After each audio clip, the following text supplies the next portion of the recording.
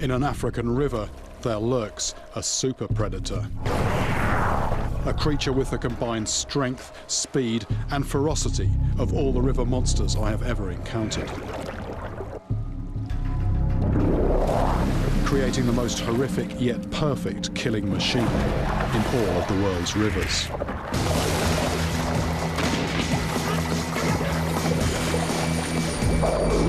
Something bit this fish right in half. My name is Jeremy Wade, biologist and extreme fisherman. I'm on the trail of this terrifying monster, and it's going to take all my skills as a fisherman to capture one.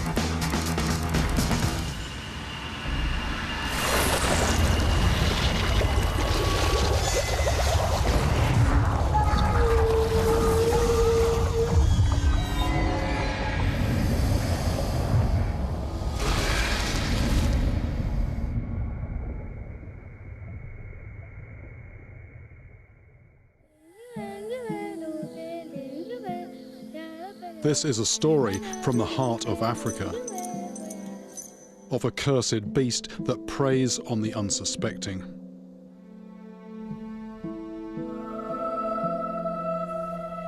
Its powers are legendary, its ferocity the stuff of nightmares. On the banks of an African river, a young girl is playing.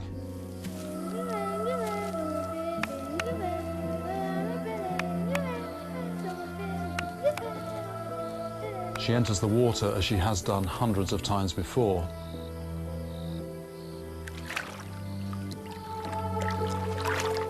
Around her waist is a belt made from shiny bottle caps. What she doesn't know is that today, in this spot, there lurks a monster. A creature of terrifying appearance, like a relic from prehistoric times.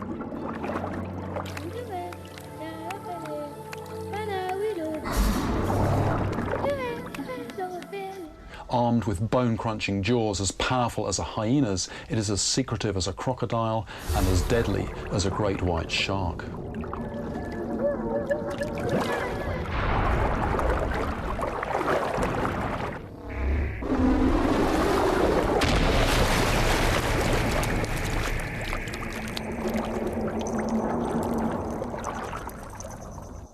This super predator is only found in the most inaccessible part of the most inaccessible river on Earth. Very few outsiders have ever heard of it, and even many of the locals have never seen it. I'm heading to Central Africa, to the Congo River, to track down and catch one of these elusive killers, to see if this creature really does deserve its reputation as a supreme underwater predator. The first thing any fisherman does when he goes to a new place is to go and check out the river, but nowhere else in the world would you expect to be greeted by a sight anything at all like this. This massive river is second only in flow and area to the Amazon, draining a huge swathe of Africa, half the size of the US. That's the Congo River.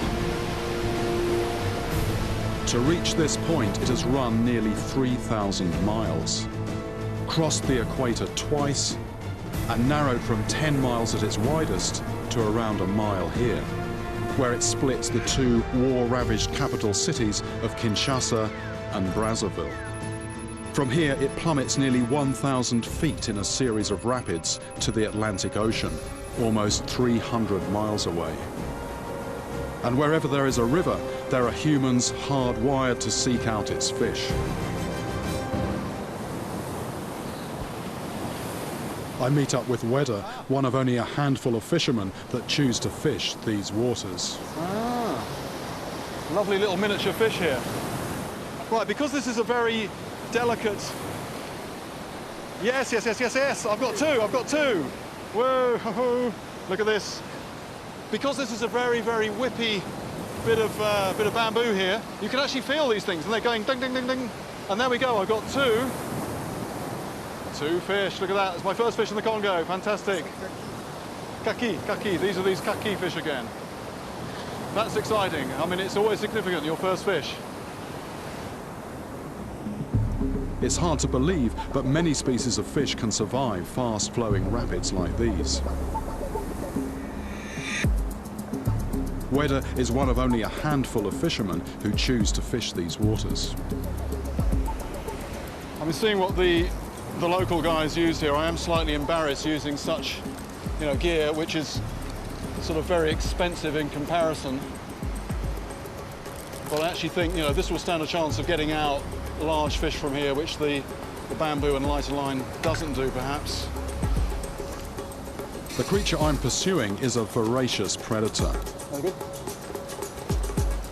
So there's the hook. That not only attacks the small fish these fishermen are after, but will also take a chunk out of a crocodile.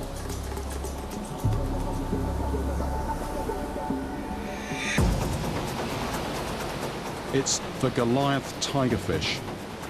Not just one of the top predators here, but among the most ferocious freshwater predators in all the world's rivers.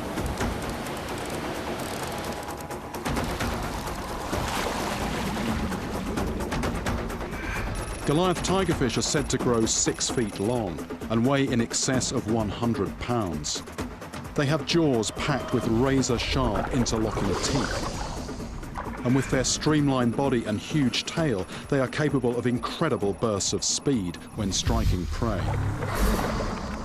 Their ferocity when hunting is legendary. The fishermen tell me there's someone I should meet who has a unique way of fishing these waters. This is Philippe Tenta. He fishes these rapids with a net. That is the scale of a Goliath tigerfish, which he caught the day before yesterday. Combien de kilos? 30 kilos. 30 kilos. Ici? 70 pounds here. That's a big old tigerfish. Teeth on it probably like that, so, just the thought of that kind of fish in this kind of water. Don't get much more extreme than that. He's about to check his nets. So you've got cable where it's going over the rocks, and here we go, here's the net coming in. As would be expected, fishing with nets in such turbulent water is not without its problems. The net's actually, it's stuck. I have no idea what he plans to do about it. But I wasn't expecting that.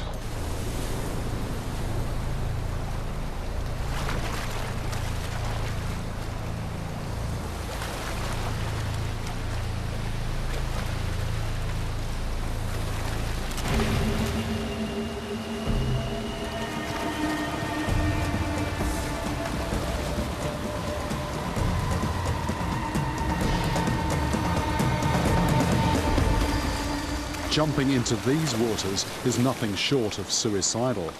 But I realize now that this is something he must do on a daily basis. If people call me an extreme fisherman, what does that make him?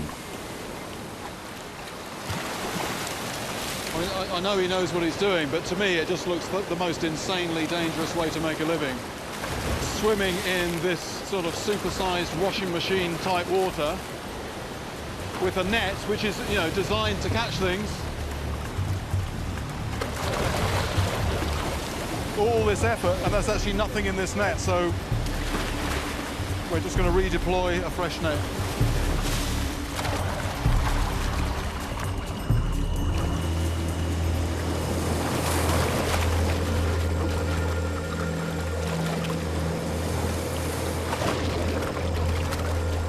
And it is just mind-boggling. You just wouldn't get me doing that. That kind of fishing seems very reckless to me, but this is a country where people are forced to go to extreme lengths simply to survive. Philippe tells me about a man whose father was attacked by a Goliath tigerfish, so I head to a suburb of Brazzaville, the capital of the Republic of Congo, to meet Jean-Pierre Mombele, a fisherman with a story to tell.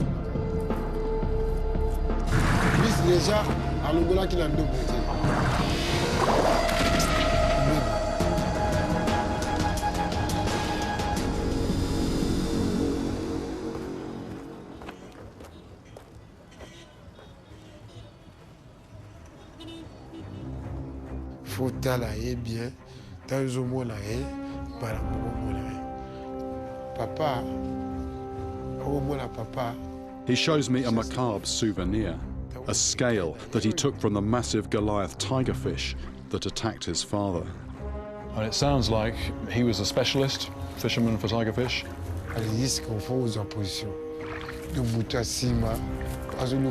He was fishing on his own.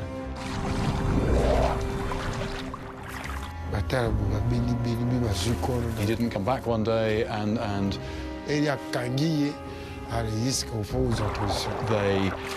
are known to jump out of the water. They're very, very fast, and they have just got these wickedly sharp teeth. Sometime later, they found the boat, but with nobody in. But there was a fish in the boat. There was a fish with a hook in its mouth, and then when they looked some distance away, his body was there as well. And the thing that's particularly horrifying is it sounds like there were marks on his father's throat. It sounded like he was standing up in the boat, and a freak accident. It sounded like the fish actually jumped out of the water and bit him on the throat. Mombele's story raises a few questions, but this is the second account of a Goliath tigerfish attacking and killing a person.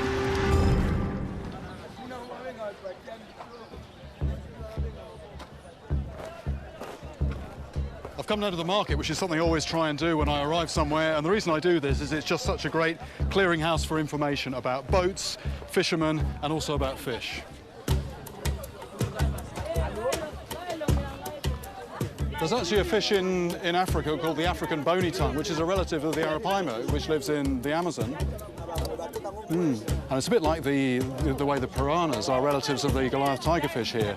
You know, all this seems very strange, the fact that you've got relatives living now thousands of miles apart, but it's all evidence of the fact that Africa, South America used to be joined.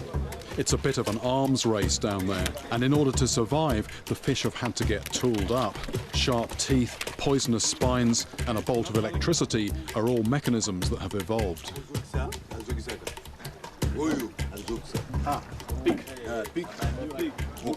Mokonga. I'm just starting to see some of the weird and wonderful fish that they got in this river. Mokonga, this one. Ah! Oh! Very toothy.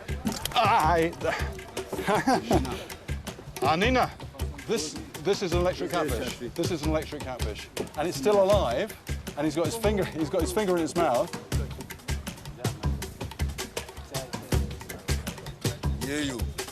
And the tail, and that's okay. Okay. But here. Okay. But to stand any chance of catching a Goliath, I need to head upstream to a less densely populated part of the river. I want to see for myself if this fish really deserves its reputation as an indiscriminate killer.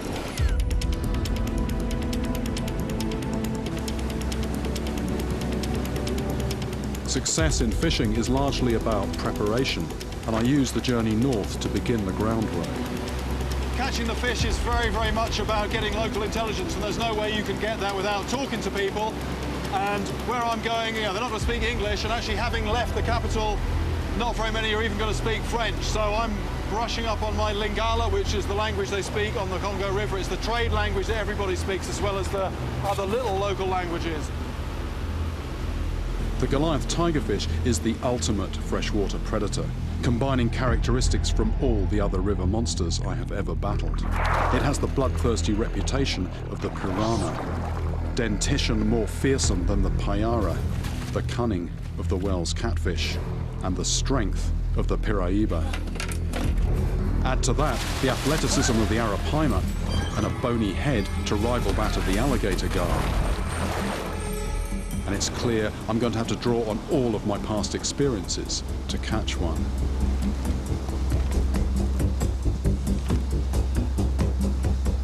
Basically, I've got some pretty serious treble hooks, and I'll be using, you know, this kind of wire. If I was just to use ordinary fishing line down to the hooks, you know, the Goliath tigerfish is just going to chomp straight through it. So I'm using this kind of stuff. It's a breaking strain of 175 pounds.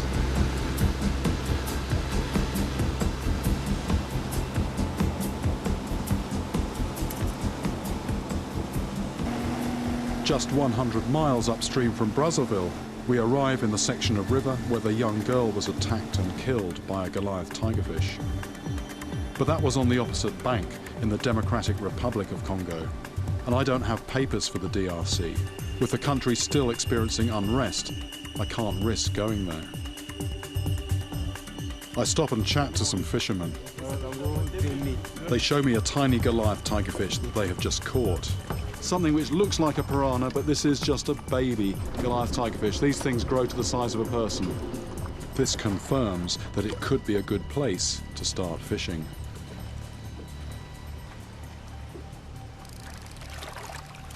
So we got a lump of rock here, cliff, some boulders at the bottom. The current comes down, gets deflected out into the middle, and we've got this nice eddy here. So I'm actually fishing off the back of the boat, letting the back current take it. But it's classic ambush predator country. But I've got the bait about 50 yards down from the boat. I'm feeling hopeful, you know, something could take that.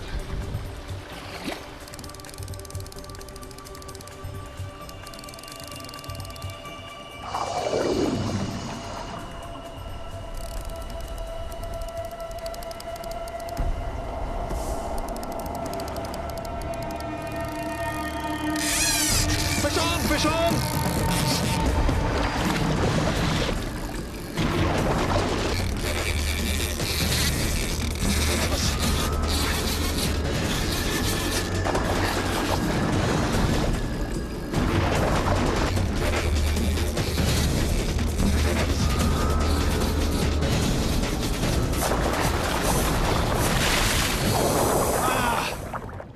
The bait went round the corner.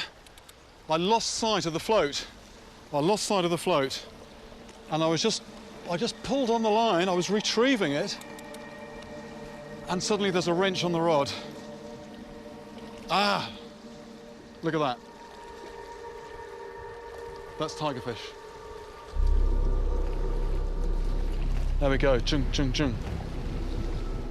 And what's in, you know, it would have had a really good mouthful of that, of the hook as well, but failed to get a good hook up. That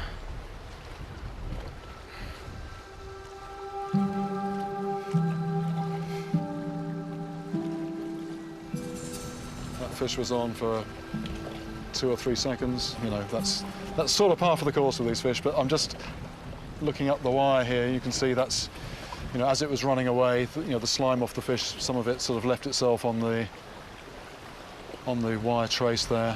So those are the tantalizing sort of clues, you know, about the fish that was on the end of this line, which I never saw, but it's left a little bit of itself on the wire there.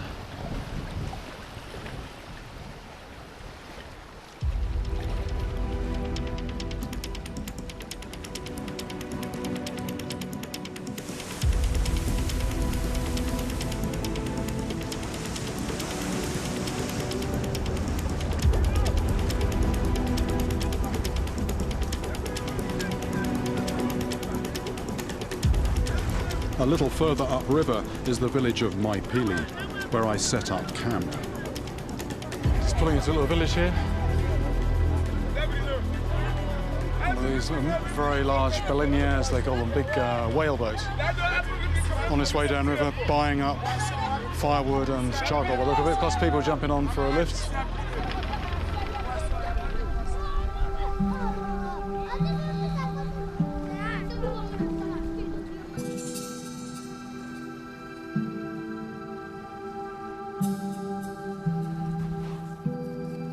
As night draws in, I'm left to ponder my near miss. I had the right spot, but I had underestimated the animal. It just spat out my treble hook with contempt. I've been talking to some of the people here, and they just say, well, you know, just use loads of those, maybe 10 on the line, and something's going to hold. But it's not just a case of the more the merrier. You know, I think that might hook something fairly well, possibly, but that amount of metal wear might actually put something off from actually coming along and taking the bait in the first place. And the other thing is, if something actually grabs hold of that, the pressure that I'm exerting is divided over 9 points. On the other hand, something like that, it's a bit of a compromise. I've got a big treble hook on the end, and then I've got a single hook further up. You know, if just that single hook gets a hold, I've got a lot of pressure that can actually work that into the bone of the fish's mouth. The Goliath's reputation as a fierce predator has immortalised it in local culture.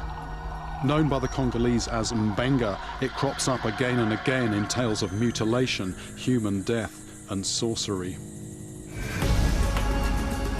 The next day I head out with a more substantial rig.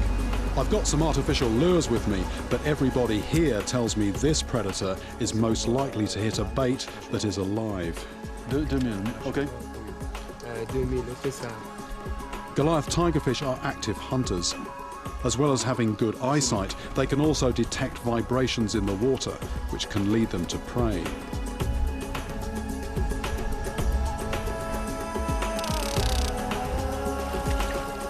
But does the Mbenga intentionally target people? Or is there another reason to explain the attacks that I've heard about? I've just got this on the clicker, on the ratchet. And if it's actually in the full current, that's just pulling that away. But the fact that that is just holding nicely is good. It's in a little quiet pocket of water, relatively quiet, out in the current, and that's just what I'm looking for. That's just where a predator would wait without expending too much energy, where there's not too much current.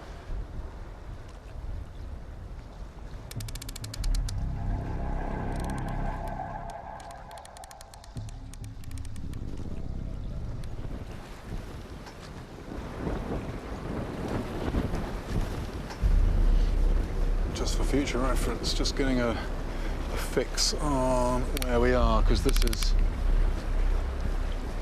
just feels like a good spot. So right.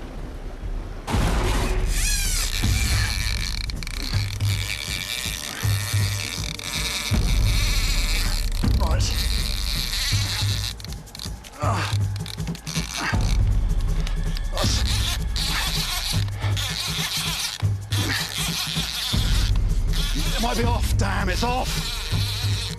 Ah! Ooh, no question about me putting pressure on that or not. The float just shot under. That fish was tearing away. Ah! Wow.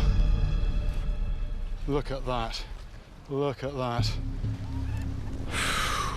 That's the kind of thing you'd expect to see if you're shark fishing. This is fresh water. Something down there just bit this fish right in half.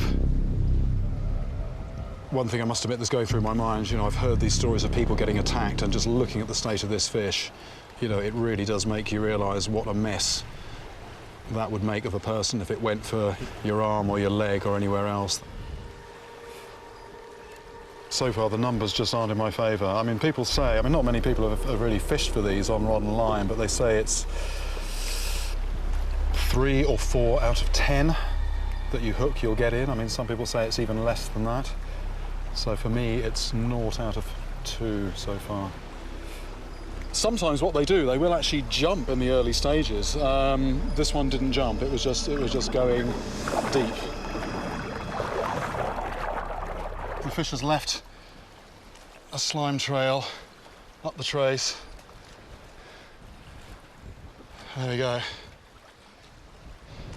On this line here is 200-pound breaking strain, no stretch, and I was just hanging on for all I was worth. And I mean, it's just such a fearsome creature in so many ways, not just the force of the teeth, but also the strength of the body, which I've now felt. Like the girl I heard about who had a fish actually grab her torso.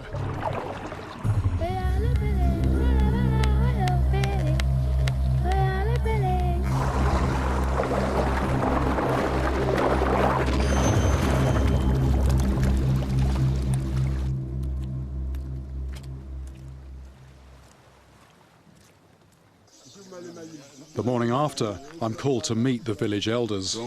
They have stories to tell me about attacks by Mbenga on people from the village.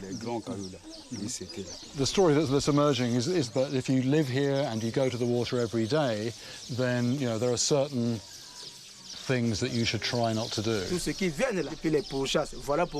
Anything that goes in the water that moves, that creates a disturbance. If you put a little baby in the water, it seems that the sound of splashing in the water attracts them. But it wasn't just the sound that attracted the Mbenga to the little girl who was killed on the other side of the river. They're being bitten maybe on the hands and the arms. There's anything that shines. If you've got a shiny watch or a bracelet or something like that, there is a risk. On that day, she was wearing a belt around her waist made from shiny bottle caps. Her waist is exactly where she was attacked. It is only now, when I find out why she was wearing the belt, that the tragedy of this story becomes clear. There is a type of traditional protection. It sounds like a sort of a wristlet or an amulet. And it will protect you against carnivorous fish, also hippopotamus, crocodiles. It's sort of like a good luck charm. So, I guess these are people who actually go to the water a lot. They go there to fish, they go there to wash their clothes, their pots and pans, and you never know what's within a few feet of you. So in that kind of situation, you need all the protection that you can get. The tragic irony of the girl's death is that the belt was given to her by her parents to ward off evil spirits. But it ended up attracting the predator that killed her.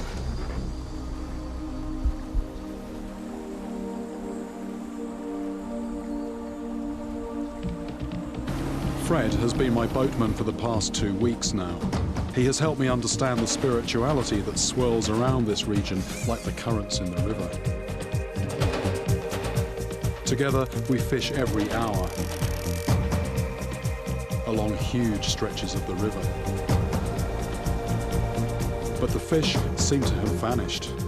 It is as though they were never here. I change location and I change rigs and bait. But nothing. I continue asking the locals, and they direct me further north. Very few things are actually put down to accident or chance. If you're bitten by a Goliath tigerfish, it is because the spirit of a sorcerer was in that fish, and it made the fish do that, for some reason. Maybe someone's put a curse on you for whatever reason. And when you're actually fishing for one, and not catching one, you actually do start to think that maybe this isn't a real fish at all. Maybe it is purely a mythological beast, a figment of the collective imagination, because at the moment, there just doesn't seem to be anything down there. But I know it is more than a myth, because everyone I speak to has a different story about somebody who has been attacked.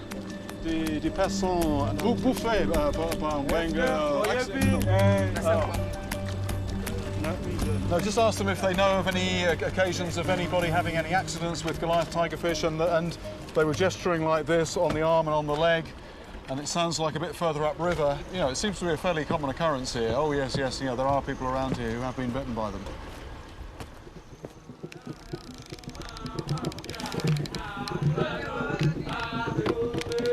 After weeks of no results, it's difficult to keep my focus. But I have to, because just one lapse in concentration and I could miss the chance when it comes. This fish, it's basically a scaled-up piranha, and once it gets to a case of being close quarters, I'm going to have to be very careful indeed. I'm going to have to really watch my step and just take extreme care. That is where this fishing just has a totally other dimension. Part of me hoping that float's going to disappear and the line's going to go screaming out, but part of me thinking, well,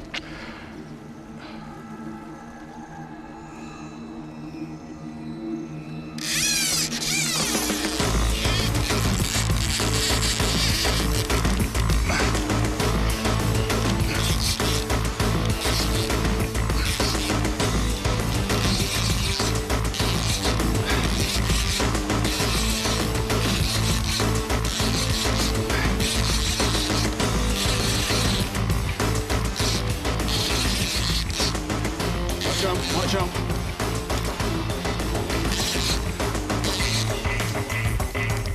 Watch that line on the rocks.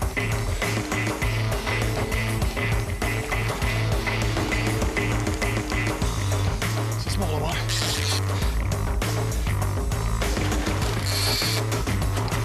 Hey! That's what they do. That's what they do. That's 3 takes, no fish. 3 takes, no fish. Bloody, that's so close, so close, so close, so close. This was a really lively bait. Ah, yeah. That's another fish. Ah. I'm thinking now with hindsight, you know, if I'd had more ironmonger in there, that might have,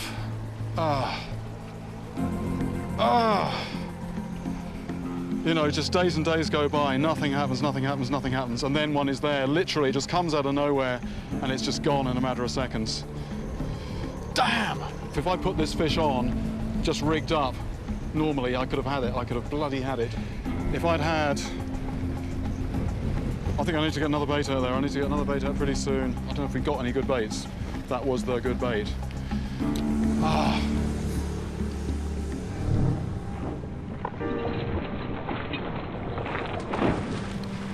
Oh. It is an odd thing about this fish. You know, it definitely does exist, but you can almost reach a situation, both myself and I'd imagine the local people, where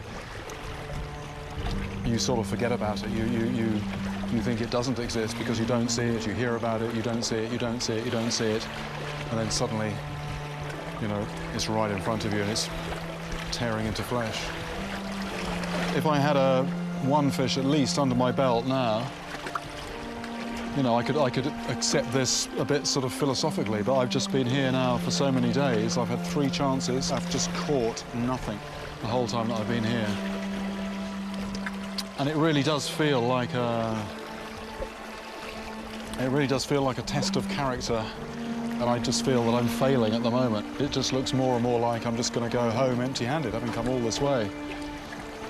And that is just so demoralising. It's like the fish is taunting me almost. You know, the fish is, you know, just enough of a sign of a fish to get the hopes up, and then just dashed.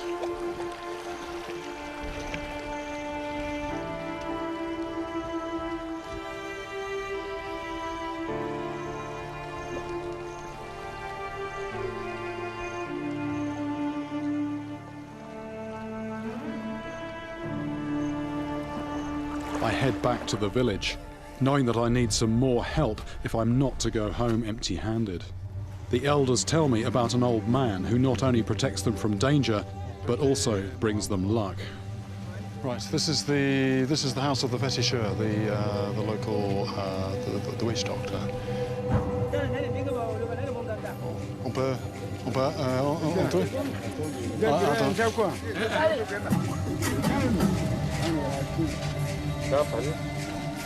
His assistants appear first, and while we wait in silence for him to emerge, I wonder if the man held in such reverence by the villagers will have the power to change my fortunes.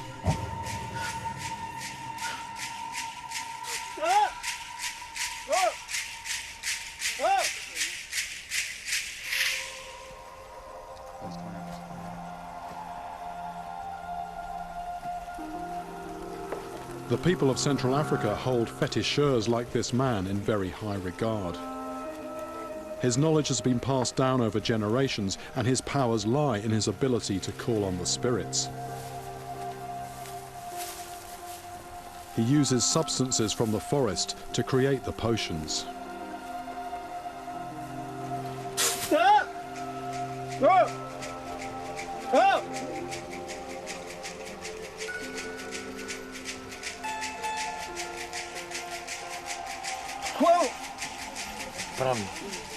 Maintenant, pour prendre ça pour protection. Ah, ok. Qui va donner pour protection? I have no idea what this will involve, but for a small payment, I'm hoping he can change my fortunes.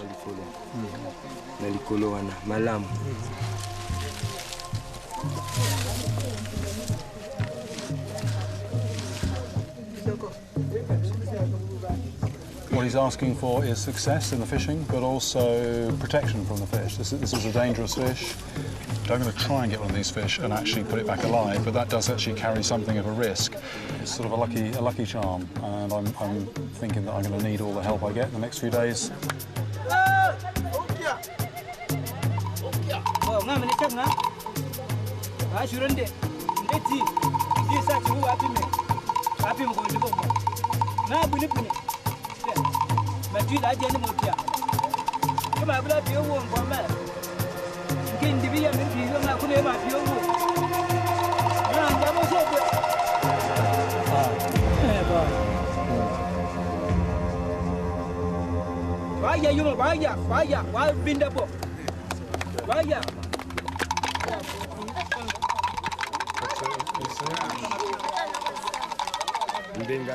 The ceremony finishes with the villagers thanking the spirits.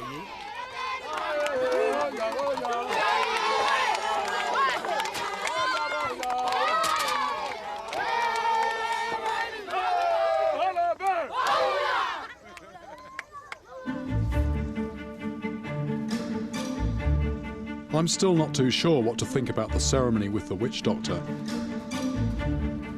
But if nothing else, Fred seems a lot happier. It's as though he knows something that I don't. We head out with a renewed sense of purpose. Fred explains to me in more detail exactly what the witch doctor said. He has consulted a spirit of a dead fisherman, and he has said that the place to catch the fish is to come all the way up here from the village and then work down. I'm actually quite superstitious at times. You know, you do something which actually, you know, technically has no bearing on your fishing, but you have a good result. And here, I suppose it's the equivalent, you know, of praying in a way, talking to the ancestors. If you do that and you have a good result or you return safely, then you'll keep doing that, and you will believe that that is the reason that you return safely from your fishing trip. The people of this village have spoken to the spirits on our behalf, and they say that this is the place to come.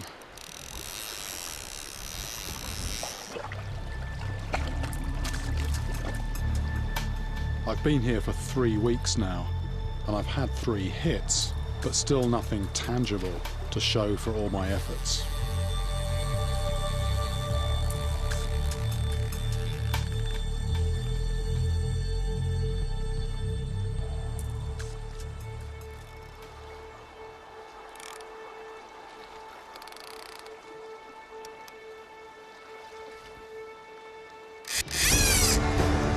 Fish on!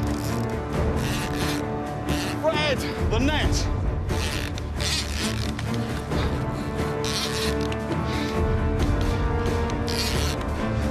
Okay, I've got to just keep pressure from above because there's rocks, and I've got to...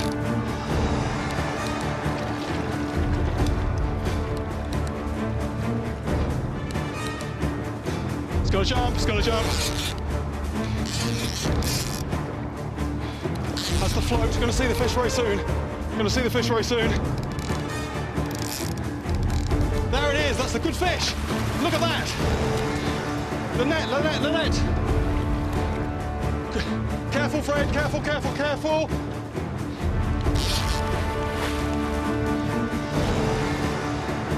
Right, we want to be very careful now.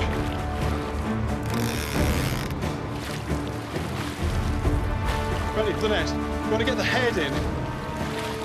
La tête, la tête. Oh, segurez le poisson. Bon. Agora. Okay. What we've got to worry about now is it biting its way out. Okay. We got the fish, we got the fish. Right now, just a moment. Is there anything in this or not? I put it in this morning, it was under my pillow. Like the féticheur said, it was under my pillow. Today, I took it with me fishing. Now I want to do something that fishermen never do when they catch one of these monsters. Have a look at it, then release it alive, back into the river. The mouth is going, the fish is breathing, that's good. And the gills are going, that's good. This water is nicely aerated, that's a good thing as well. Now, those teeth! That will just take lumps out of other fish, it will take lumps out of crocodiles even, and there are stories well documented of that taking lumps out of people. Wow, there we go. Oof. What a freshwater monster this thing is. What I'm looking at here is the ultimate piranha. Those teeth, just like a piranha's, triangular, sharp blades down the side, and they interlock. They interlock almost like scissors. They will just cut a lump out. Two big differences though. One is piranhas hunt in packs. You know, this is a solitary hunter, and the other thing is the size.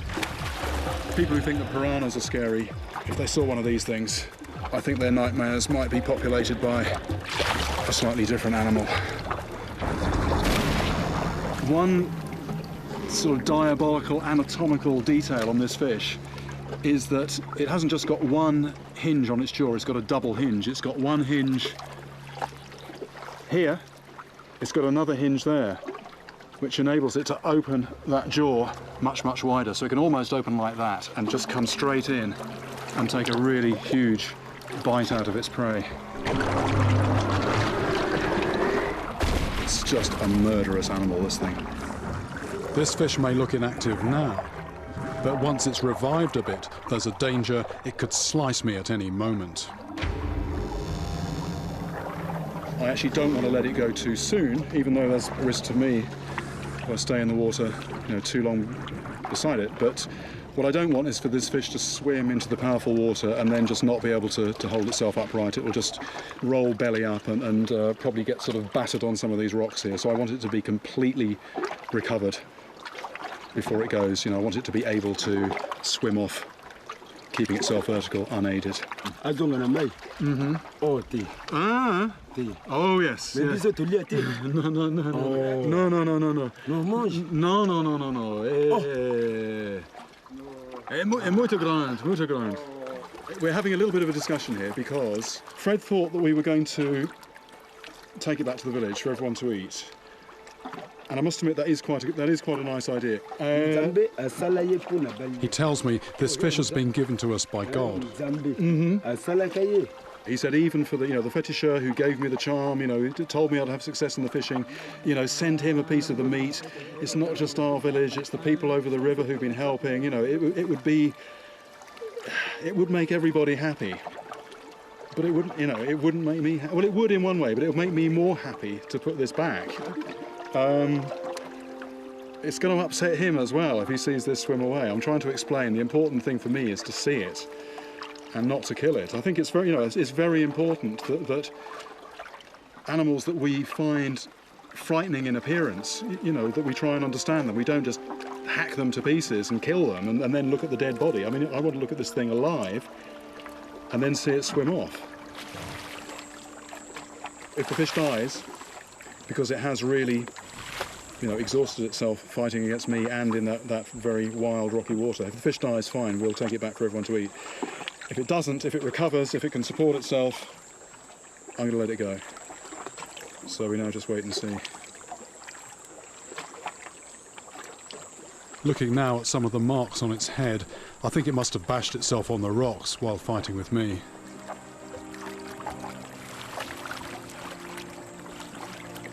It's possible that it might die, but all I want to do is give it the best chance possible.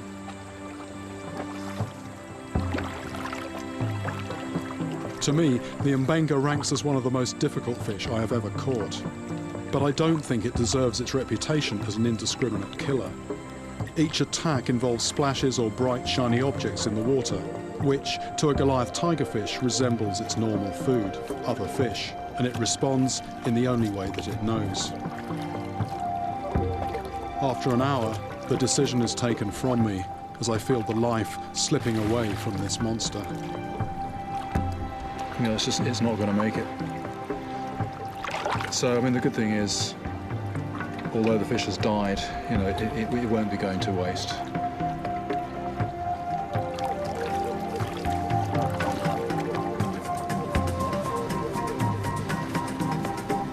To the people of the Congo, the Mbenga is much more than just a fish. It is a spirit that pervades their folklore. Yet many people here, I now realise, have never seen this monster in the flesh.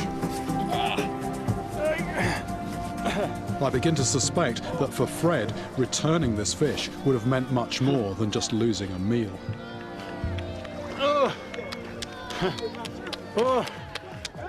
Bringing this fish out of the shadows into the light of day has been a monumental task. It's easy to tell myself now that my success was down to my persistence, but I still wonder how much was down to factors outside my control or understanding. No, les petits. Oh. Okay. Oh. Sécurité.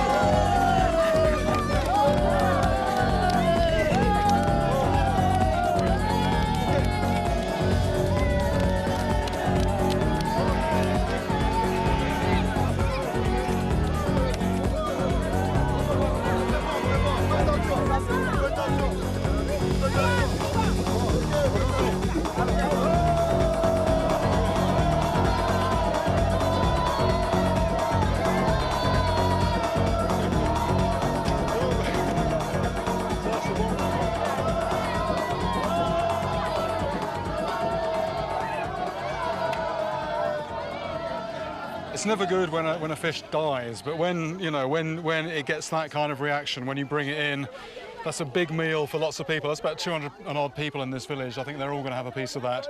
A lot of these people actually as well, they won't have seen a fish like that, or certainly not a good sized one. They've heard about it. It is a legend, but they don't see them very often. So, you know, if a fish has to die, or if a fish does die, at least, you know, a reaction like that is some sort of compensation. It's not the ending that I wanted, but it is fitting in a way.